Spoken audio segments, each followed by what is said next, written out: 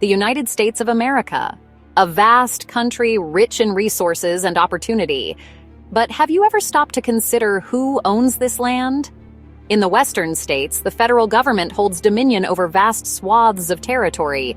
This video delves into the intricate history of land ownership in the United States, exploring how the government came to possess so much land and its ongoing impact. From the early days of westward expansion to modern public land management, we'll unravel the story of the American West and its unique relationship with the federal government. The story of the United States is inseparable from the land itself. It's a tale of exploration, exploitation, and ultimately, conservation. Understanding this history is crucial to grasping the complex relationship between the federal government and the American West. Join us as we journey through time, exploring the forces that shaped the landscape and the lives of those who call it home. In the early 19th century, the concept of manifest destiny emerged, shaping the American mindset. This ideology asserted that the United States was divinely ordained to expand across North America, spreading democracy and capitalism. Driven by this belief, settlers moved westward, encountering Native American tribes who had lived on these lands for generations. Numerous treaties were signed and often broken, as the demand for land and resources grew. The Louisiana Purchase in 1803, a significant land deal with France, doubled the nation's size and opened vast new areas for settlement. The Mexican-American War from 1846 to 1848 further expanded U.S. territory, adding California and much of the Southwest. These expansions, fueled by manifest destiny, established the federal government as the primary landowner in the West. With vast territories now under its control, the federal government faced a new challenge: how to populate and develop these lands.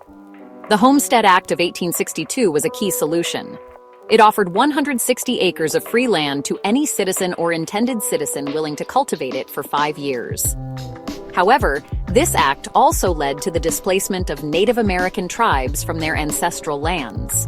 The government also granted vast tracts of land to railroad companies. These grants encouraged the construction of railroads, linking the East Coast to the West Coast. Railroads, while crucial for development, contributed to the decline of buffalo herds and further displacement of Native American tribes. This era of land disposal transformed the American West, but also sowed the seeds of future conflicts over land use and ownership. From disposal to management, a new era for public lands.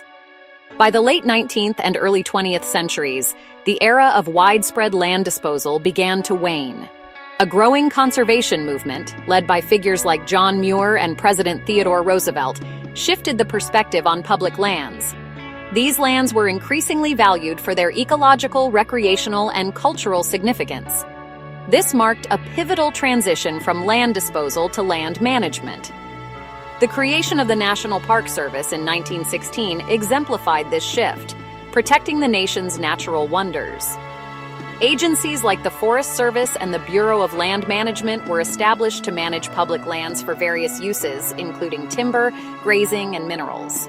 This new era of land management brought its own challenges as stakeholders vied for access and control over these resources. While the expansion and management of public lands in the West have shaped the nation's history, it is crucial to acknowledge the profound impact on indigenous communities.